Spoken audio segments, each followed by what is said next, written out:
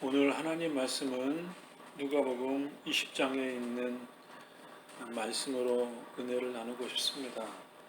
예수님과 대화하는 대상들은 1절에 대제사장들, 율법학자들, 장로들, 이러한 사람들이 예수님과 대화를 나눈 내용이 20장에 기록되어져 있습니다. 이들은 소위 말하는 유대인의 상위 그룹에 속해 있는 명성과 재물과 학식과 여러 면으로 봤을 때 상층부를 형성하는 사람들이었습니다. 예수님을 따르는 사람들은 대부분 평범한 사람들이었고, 그 사람들이 예수님을 따르는 것을 보면서 대제사장들, 율법학자들, 장로들은 무슨 일들이 생기는 거야?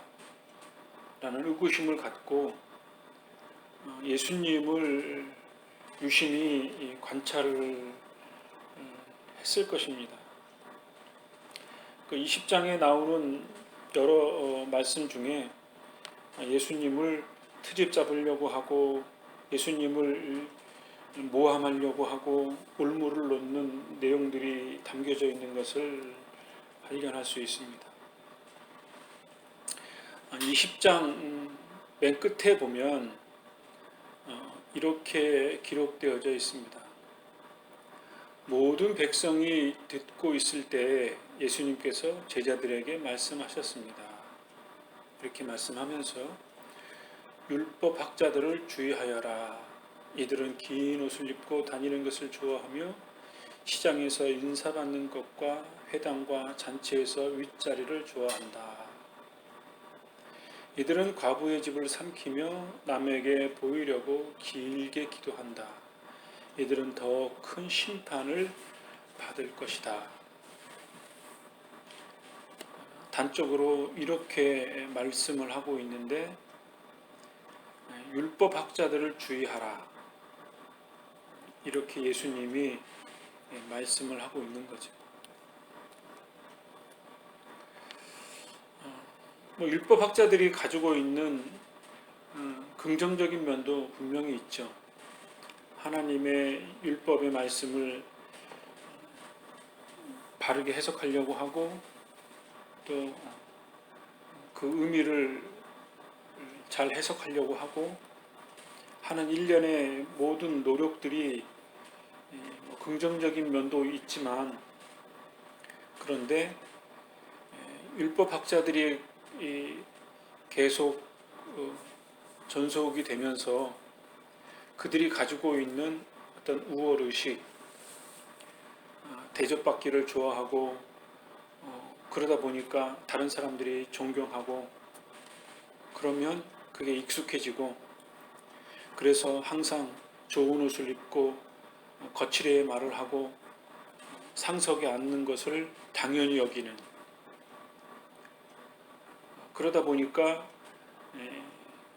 하층면에 있는 사람들, 어려운 사람들, 그들과 함께 하지 못하는 그런 현상들이 생기게 된 거죠.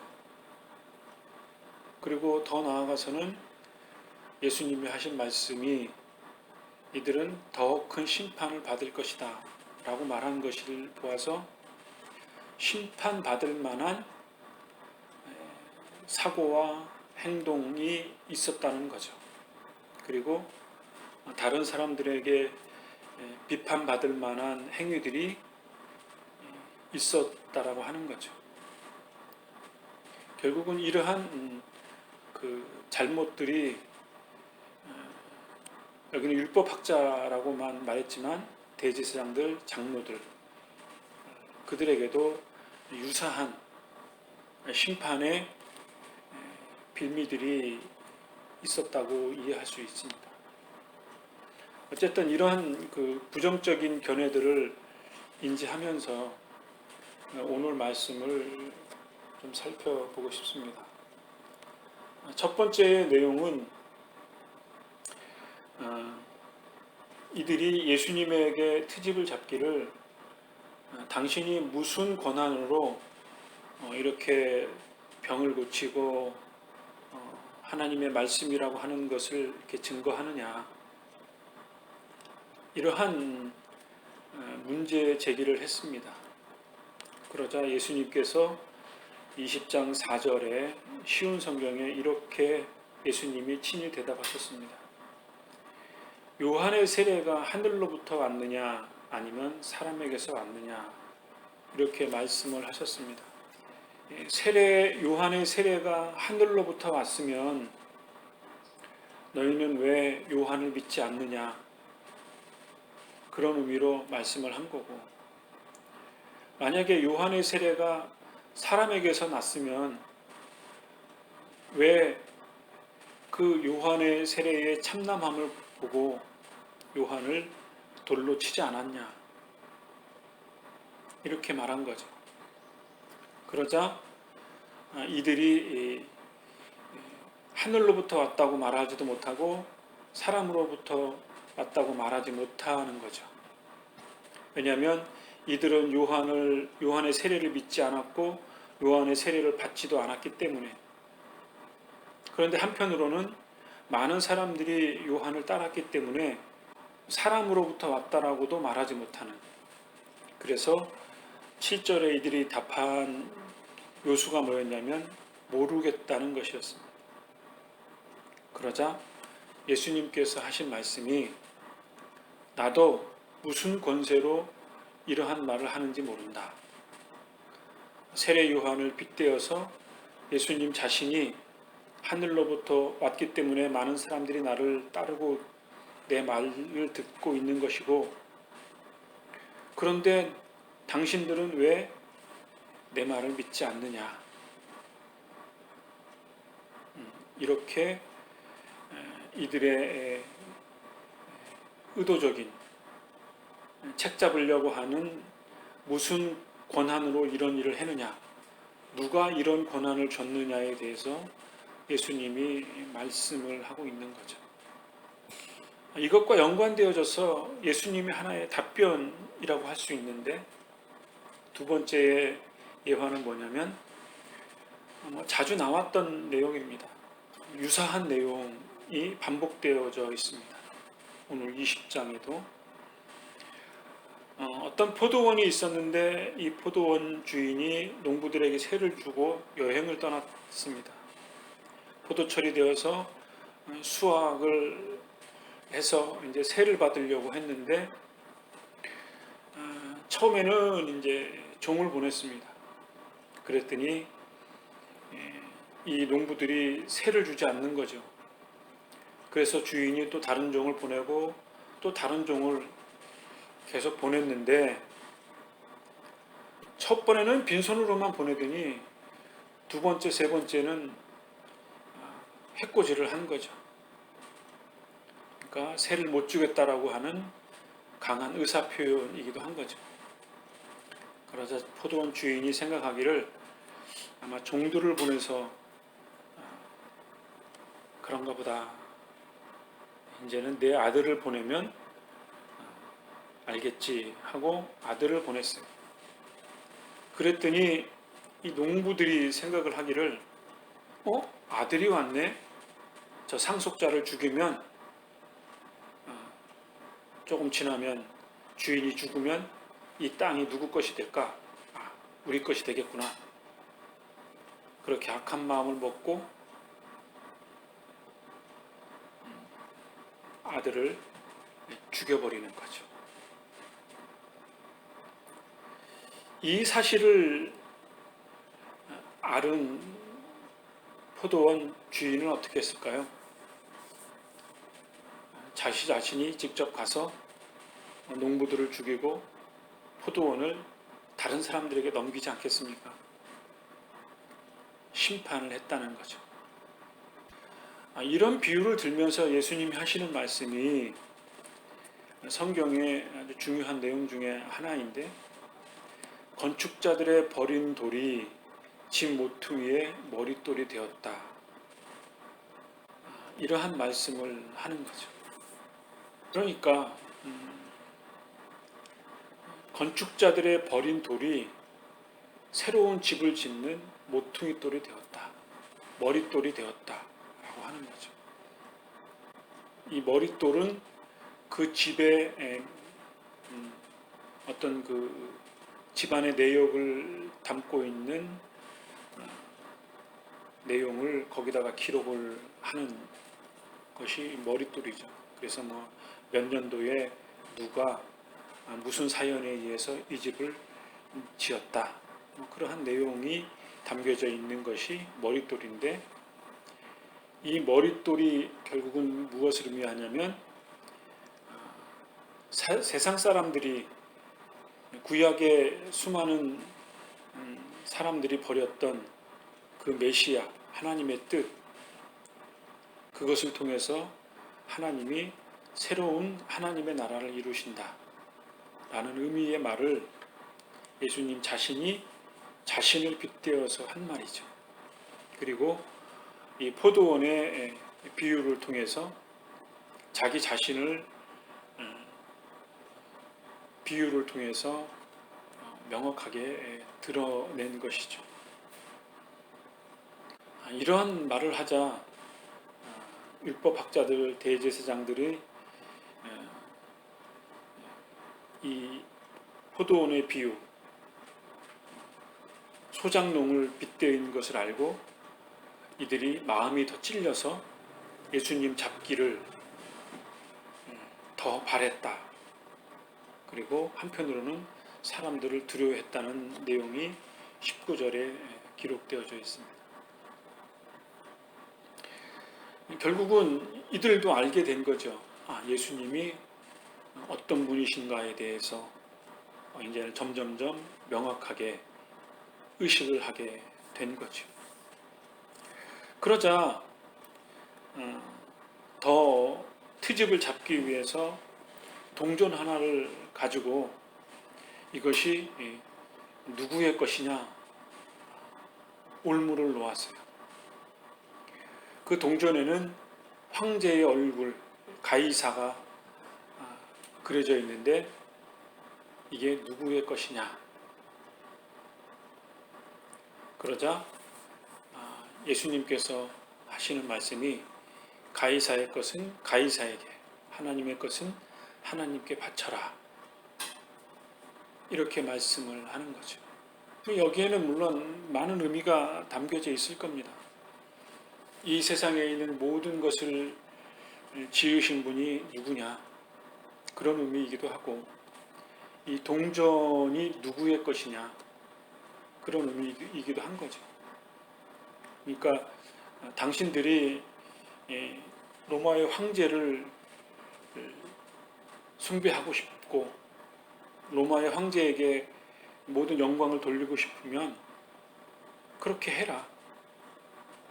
그러나 하나님의 것이라고 생각을 하면 하나님께 영광을 돌려라. 그런 의미이기도 한 거죠. 이것은 사실은 그 누구도 얘기할 수 없는 답변이어서 이 말을 들은 사람들이 말문이 막혔다라고 하는 거죠. 우리가 예수를 믿는 지금 이 시대의 우리들도 물질의 노예가 될 수도 있고 명예의 노예가 될 수도 있고 여러 가지 것들이 우리를 유혹을 하죠. 그리고 그런 것들의 영향을 우리는 벗어나서 살 수가 없지요, 솔직히. 그런데 그러한 것들이 궁극적으로 하나님께로부터 온 것인지, 하나님이 나에게 주신 은혜의 산물인지를 깊이 생각해 보면 우리가 그러한 것들을 숭배하는 것보다 그것을 우리가 은혜로 받고 그것을 잘 유익하게 활용할 수 있는 것, 그래서 하나님 앞에 감사할 수 있는 것, 그런 것들이 우리에게 있어서 매우 중요한 신앙의 자세다, 그렇게 이해할 수 있을 줄 압니다. 다음으로는 이제 부활이 없다고 하는 사두개인들이 예수님께 올무를 놓은 것이라고 이해할 수 있죠. 7 형제가 있었는데 첫째가 자식이 없어서 죽었어요. 그러니까 둘째, 셋째 해서 7째까지 결혼을 했다는 거죠. 이것은 유대인의 풍습을 좀 이해할 필요가 있는 거죠. 그러니까 형이 자식이 없으면 그 형의 그 동생들이 그 집안에 자식을 이어야 되는 거죠. 그것은 이제 계대라고 합니다. 대를 계속 이어서 그 자식들, 그 가문을 풍성하게 자식들을 많이 낳아서 하는 것. 그런 것들이 어떻게 보면 결혼의 가장 중요한 요소 중에 하나일 수 있는데, 그러한 이야기를 이제 요 부활과 연관시켜서 하는 거죠. 그러니까 나중에 부활 때가 되면 장가를 7번이나 결혼한 이 아들 형제와 아내가 과연 누구의 것이 되겠냐, 누구와 결혼관계, 가족관계를 형성할 수 있겠느냐, 이런 질문을 하는 거죠. 이럴 때 예수님께서 대답하시는 말씀이 무엇이냐면, 부활 때에는 누구와 시집가고 장가가 하는 그러한 것보다 더 중요한 가치가 있다. 그것은 살아있는 하나님과의 관계가 인간 관계보다 더 상위 개념이다. 그런 의미를 하는 거죠. 그러니까 사람들의 관점에서는 누구와 결혼 관계를 갖느냐, 그런 것들이 중요한 것일 수 있지만, 하나님 부활의 관점에서 보면 그런 것을 초월하는 영적인 의미, 그런 것들이 더 중요한 가치를 가지고 있다 이거죠.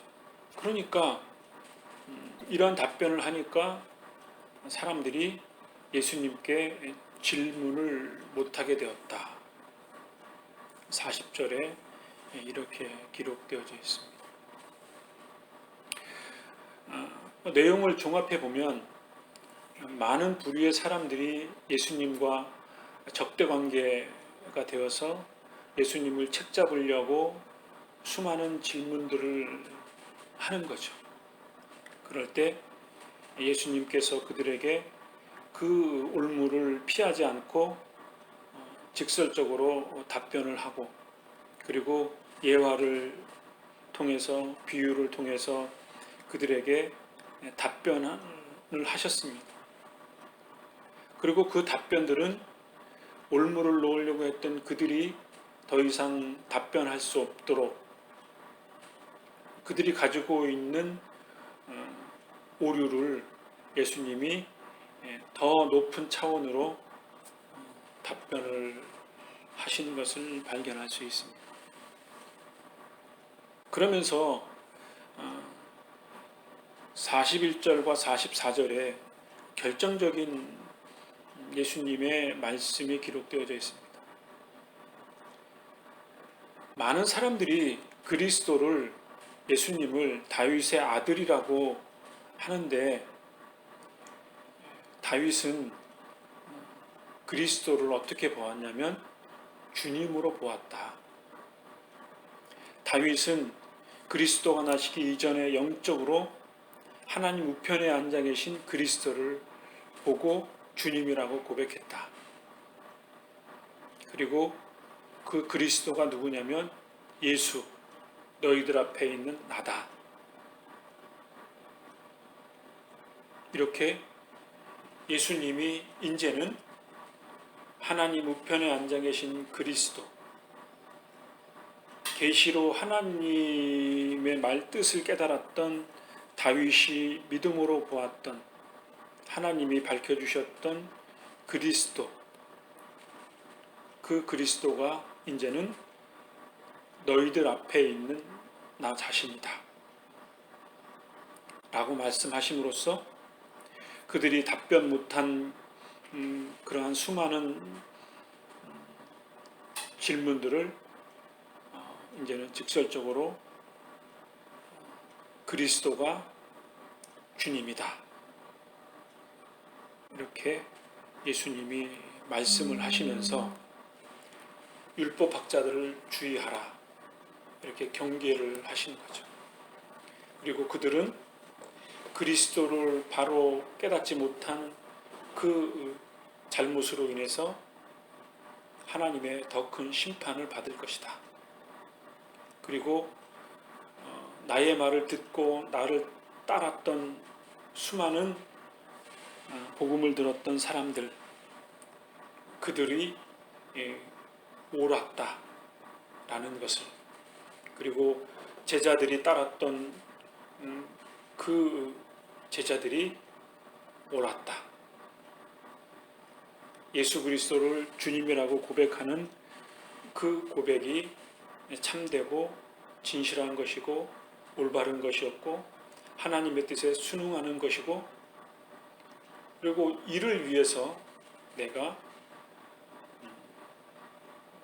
올무를 놓았던 이들에게 답변을 하고, 그럼으로써 예수님 자신이 하나님의 아들이신 것을 더 명확하게 드러내셨고, 그리고 궁극적으로는 예루살렘에 입성하셔서 이제는 십자가로 향하는 그 목전에 예수님이 이러한 답변을 하신 것이죠.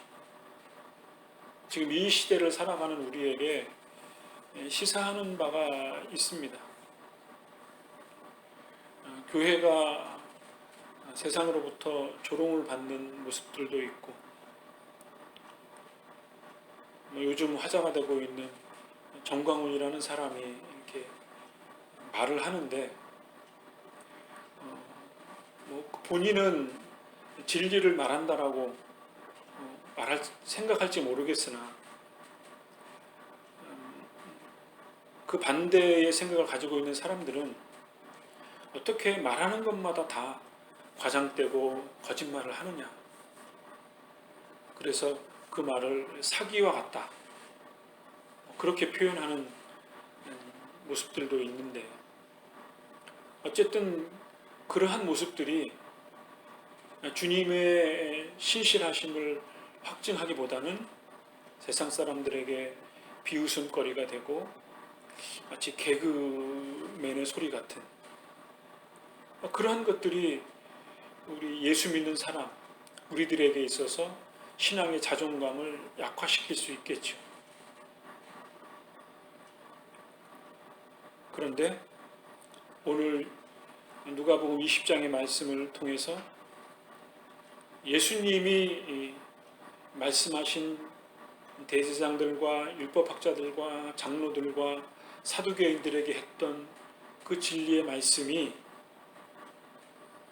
얼마나 하나님의 진리를 잘 드러내고, 그리고 그것이 우리의 영적인 면이나 우리의 삶에 있어서 중요한 가르침이 될 수 있는가.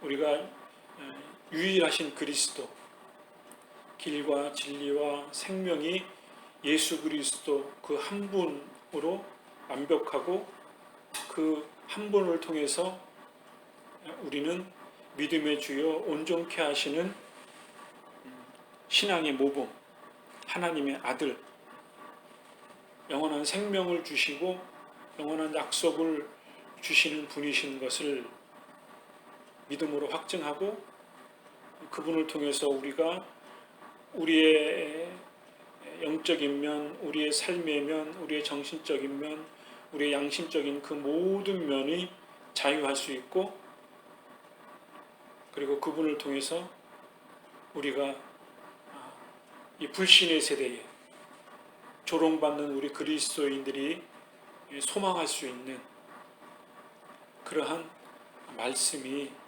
예수님의 답변 속에 있다.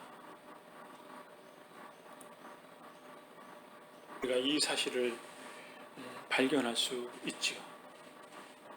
그래서 우리가 믿음이 없는 이 세대 속에 주님 한 분을 성경을 말씀을 통해서 확증하고 우리가 믿음으로 하루하루의 삶을 살아가기를 소망하는 그러한 신앙의 자세가 다시 한번 이 시간을 통해서 확증되어지고 새로운 신앙의 자세를 가다듬는 그런 귀한 시간이 되어서 한 주간 동안도 또 우리의 생애를 통해서 믿음의 진보를 이루고 그리고 그것이 우리의 삶이 하나님 앞에 영광이 되어질 수 있는 그런 은혜의 삶이 되어지기를 간절히 소망합니다. 기도합니다.